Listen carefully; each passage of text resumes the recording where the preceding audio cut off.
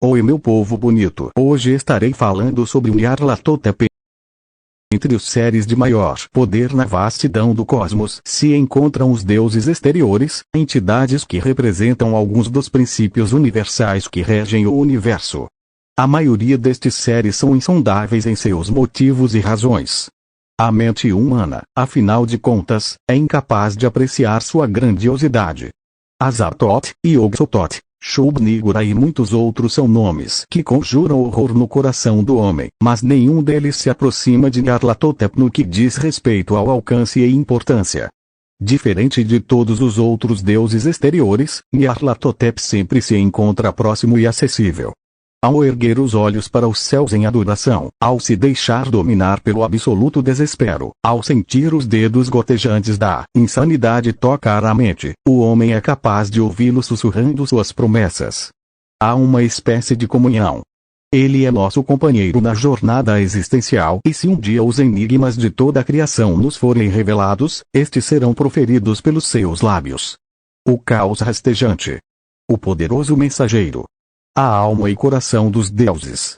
Nyarlathotep representa a consciência perdida dos deuses exteriores. Ele é o espírito daqueles colossos cegos e idiotas, que não têm noção de seu próprio poder. Nyarlathotep é quem supre as cortes superiores, fazendo às vezes de agente da vontade do grande Azathoth.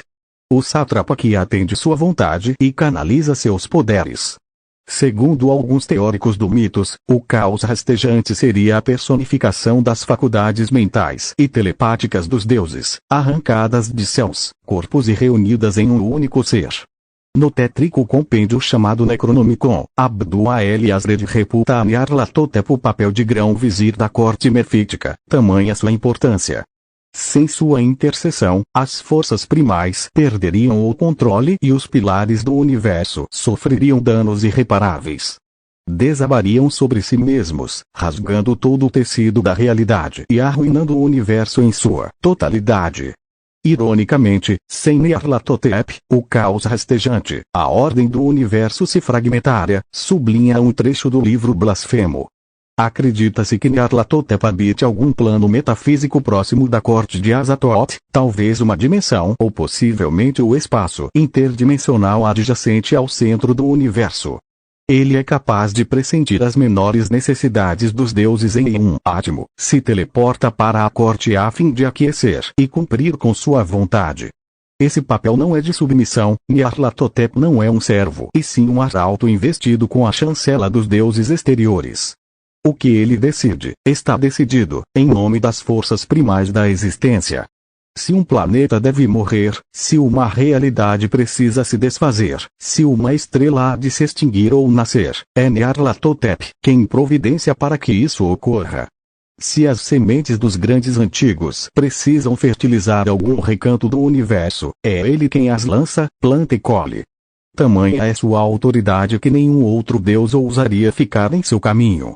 Nem mesmo Yog-Sothoth que representa o tempo/espaço ou mesmo Shub-Niggurath que personifica o ciclo da vida, podem se interpor diante de Nyarlathotep quando ele está cumprindo alguma missão. Seu acesso aos caminhos do espaço e tempo são irrestritos, bem como sua autoridade sobre a vida e a morte. O caos rastejante segundo alguns também cumpre o papel de intermediário entre os grandes antigos.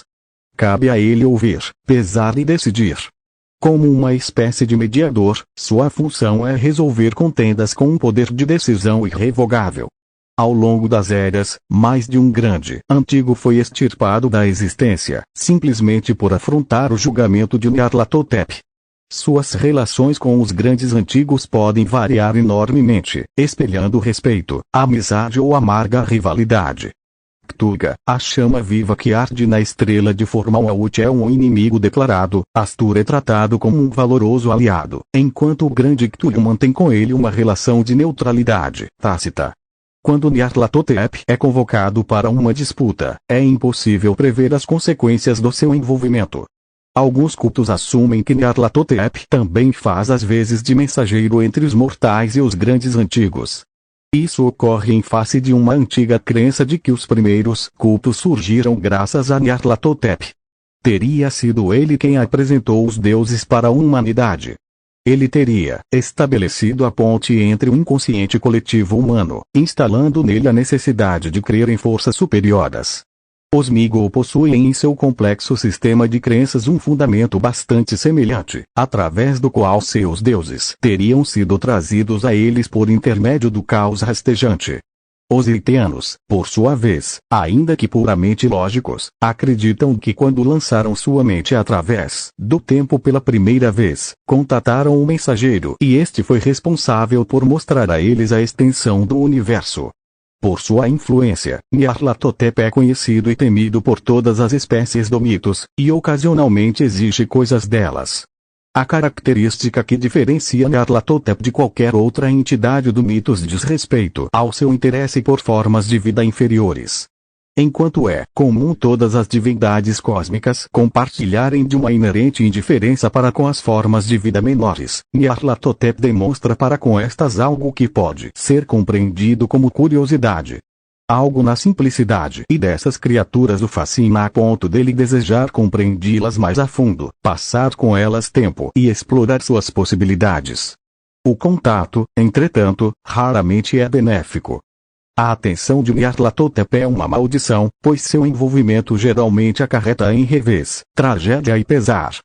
Como um cientista se debruçando sobre a dinâmica de uma colônia de cupins ou de um formigueiro, Nyarlathotep busca respostas para suas perguntas, empregando testes que o satisfaçam. Ele pode criar situações e introduzir elementos que conduzem à extinção das formas de vida observadas, apenas para saber como elas reagem diante de determinado cenário. A devoção de Nyarlathotep em buscar outras formas de vida o levou a explorar os recantos mais distantes do universo, sempre à procura de algo que possa atrair sua atenção. Vasculhando essa vastidão, ele obviamente teve um vislumbre da humanidade, e a ela devotou especial interesse. Além de ter despertado na mente humana a fagulha que conduziu à reverência de entidades portentosas invisíveis, o próprio Nyarlathotep decidiu se apresentar como um deus a ser venerado em nosso planeta. Para isso, ele assumiu incontáveis formas através de avatares, cada qual adaptado aos anseios e desejos de diferentes povos e tradições. Cada um deles é um disfarce, uma máscara, atrás da qual ele se oculta para promover seus experimentos tirar suas conclusões. Muitos deuses e divindades do passado humano, honrados com sacrifícios e celebrações, por intermédio de rituais e festividades, não são outros senão aspectos do caos rastejante disfarçado. São tantas formas diferentes que os cronistas do mitos atribuíram a Nyarlathotep 999 faces pelas quais ele se manifesta quando é de sua conveniência.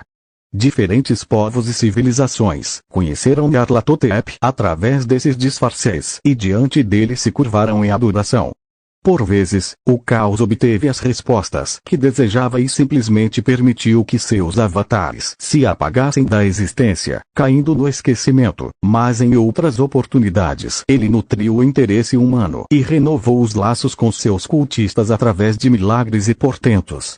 Nas pirâmides astecas ele se apresentou como Tezcatlipoca, assim como foi Tote-Sete para os antigos egípcios, representou o papel de inúmeras divindades solares no Oriente, foi muitos deuses no subcontinente indiano, ocupou o Monte Olimpo como o tempestuoso Zeus dos helênicos, vestiu-se como o Homem Verde dos celtas, incorporou o severo Odin dos nórdicos e assumiu outras tantas identidades divinas ao longo das eras.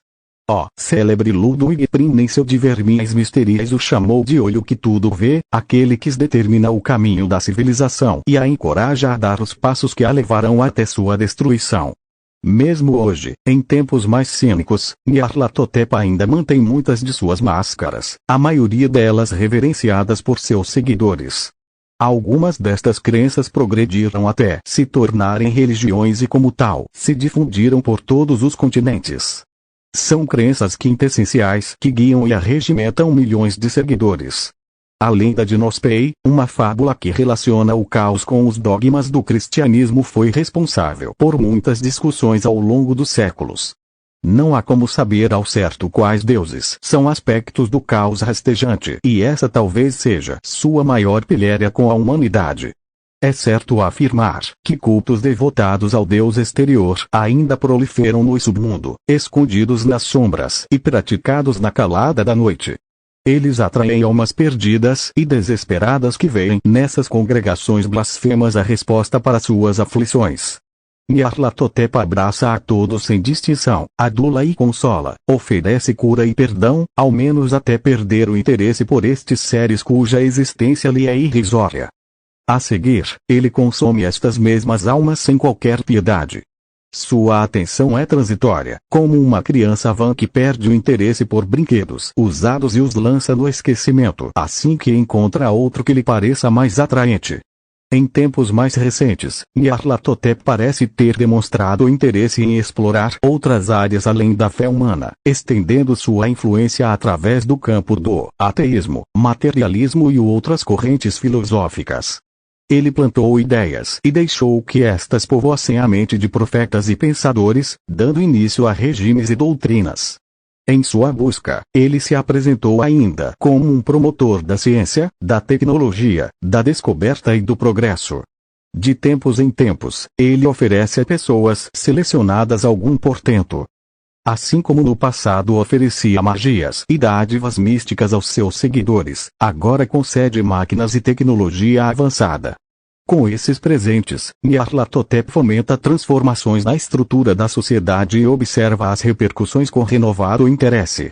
O saber que nos permite gerar energia, compreender o funcionamento do universo e partir o átomo provavelmente se devem à influência de Nyarlathotep. Não por acaso, muitas dessas intromissões nos levaram a um passo da extinção. Os presentes concedidos pelo caos rastejante invariavelmente trazem loucura para aqueles que os detêm. Nyarlathotep tem imenso prazer em assistir essas vítimas destruírem a si próprias e aos que estão ao seu redor. Entretanto, ele não busca somente a morte e a destruição, pois a loucura e a perdição são um desfecho muito mais satisfatório. Seu interesse na raça humana pode ser descrito como peculiar. Há algo em nosso espírito que o agrada. Alguns teóricos supõem que essa afinidade se deve ao fato de Nyarlathotep ter, de alguma forma, nos moldado, fazendo com que sejamos para ele especialmente maleáveis e suscetíveis à sua vontade. Talvez isso demonstre também porque ele se sente tão à vontade em usar disfarces que têm a forma humana. Nenhum outro Deus demonstra prazer em andar entre os homens, visitá-los e observar o que fazem. Mais prazer ainda ele obtém ao perverter, ludibriar e enganar os humanos com promessas vazias que levam à obliteração. Não é por acaso que muitas religiões e crenças reputam a avatares de Nyarlathotep a face do engodo, da zombaria e, é claro, da maldade. O mesmo Ludwig Prim cogitou que o conceito do demônio judaico-cristão teve como base o caos rastejante. O experimento com a raça humana ainda parece entreter Nyarlathotep e talvez seja apenas isso que impediu nossa aniquilação em momentos cruciais da história. Ainda que pragas, desastres naturais, guerras e genocídio tenham um dedo do Deus, nenhuma dessas tragédias se provou permanente, ao menos até agora. Na aurora de uma nova era, quem pode dizer quanto tempo ainda temos? Seja lá qual for a resposta, não resta dúvida de que será o caos rastejante quem no final dos tempos causará nossa completa destruição. Inúmeras profecias, muitas das quais escritas em livros profanos, estabelecem que Nyarlathotep surgirá nos dias finais da humanidade, vestido de vermelho, conduzindo bestas selvagens que lamberão suas mãos. O caos rastejante visitará as maiores cidades erguidas pelo homem, fazendo incríveis demonstrações de ciência comparáveis à magia. Então, tremores serão sentidos nas cidades e a humanidade será sufocada por genocídio, guerra, doença e sofrimento sem igual. Quando Nyarlathotep decidir encerrar seu experimento na Terra, nada restará da humanidade e do mundo como conhecemos a não ser cinzas e um imenso cemitério. Em mais de uma ocasião, ele sinalizou com essa data crucial, conclamando os seus servos ao redor do globo a pavimentar o caminho que conduz ao Apocalipse.